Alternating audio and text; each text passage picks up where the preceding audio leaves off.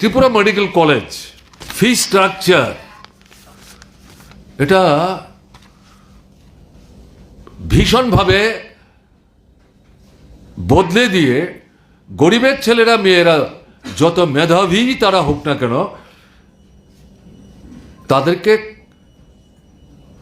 MBBS পড়বার সুযোগ থেকে বঞ্চিত করার একটা ব্যবস্থা করা হয়েছে।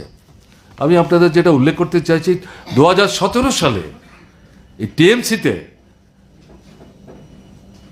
এই টোটাল কোর্সের জন্য যে টাকা তাদের কাছ থেকে দাবি করা হতো 21,85,275। এই 2017-তে এটা ছিল, এখন 2022-এ এটাকে বাড়িয়ে 67,48,385 টাকা করা হয়েছে।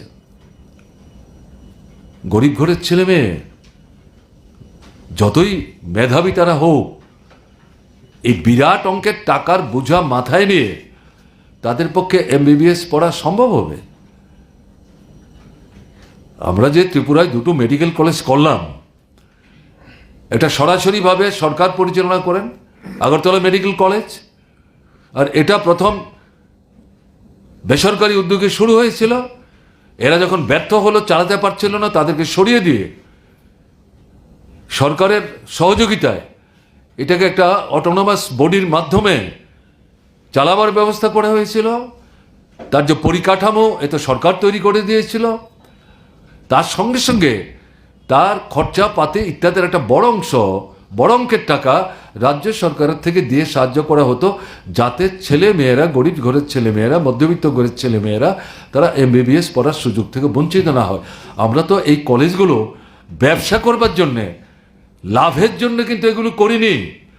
আমাদের রাজ্যের ছেলেরা মেয়েরা যাতে বেশি সংখ্যায় এই মেডিকেল কলেজগুলিতে পড়াশোনা করে ডাক্তার হয়ে এই ত্রিপুরাতেই গ্রামে গঞ্জে ঘুরে ফিরে আমাদের রাজ্যের লোকদেরকে তারা চিকিৎসা করার সুযোগ নিতে পারে, আমাদের লোকজন যাতে আমাদের রাজ্যের ডাক্তার যারা তাদের হাতে চিকিৎসিত হবার সুযোগ তারা ভোগ করতে পারেন। কোথায় চলে যাচ্ছে আপনারা জানেন? আমাদের সরকার যখন চলছিল, এই দুটো মেডিকেল কলেজ হয়ে গেছে, এটা বিরোধী দলের কোনো মানে ব্যক্তি বিশেষের এটা তারা হজম করতে পারছিল না, সহ্য করতে পারছিল না। এখন বেসরকারি মেডিকেল কলেজ, তারপর এটা যখন অটোনমাস বডির হাতে তুলে দেওয়া হলো, দাবি উঠল যে এটা কেন আমাদের সরকারি যে মেডিকেল কলেজ তার সাথে মিলিয়ে কেন তার যে ফি স্ট্রাকচার করা হবে না। সেখানে বারবার বলার চেষ্টা হয়েছে এটা সরকারি মেডিকেল কলেজ, ওটা বেসরকারি না হলো অটোনমাস বডি, কিন্তু আমরা সরকার থেকে তাদেরকে নানাভাবে সাহায্য করার চেষ্টা করছি, তাদের স্বাধীনতা আছে। কাজে এই জায়গায় এটা ঘটনা, এটা সরকারি মেডিকেল কলেজের তুলনায় তারা খানিকটা বেশি নিচ্ছেন, কিন্তু না, এটা করা যাবে না। এটাকে ভিত্তি করে কলেজটাকে ধ্বংস করে দেওয়ার জন্যে তার যে অ্যাডমিশন টেস্ট বন্ধ করে দেওয়ার চেষ্টা করেছিল, এবং এই অ্যাডমিশন টেস্ট কলেজের আয়োজন না করে আমাদের সরকার থাকার সময় MBB কলেজ আমাদের করতে হয়েছিল। সেখানে আইন শৃঙ্খলার পরিস্থিতি তৈরি করেছিল, এটাকে মোকাবেলা করে হয়েছিল, এবং তাকে ভিত্তি করে আগরতলায় পশ্চিম থানা আক্রমণ এবং অগ্নিসংযোগ, আগরতলা শহরের মধ্যে আইন শৃঙ্খলা পরিস্থিতির কি মানে ঘটনা ঘটিয়েছিল, এই নগ্ন আক্রমণের চেহারা অনেকেই এখনো হয়তো ভুলে যাননি। এখন এইগুলি যে সংগঠিত করেছিলেন, যাদের নেতৃত্ব হয়েছে, তারাই তো কেউ কেউ এখন এই সরকারে আছেন, মন্ত্রিসভায় আলো করে বসে আছেন, তারা এই সম্পর্কে কিছু বলছেন না কেন? এখন আমরা তো এই কথা বলছি না।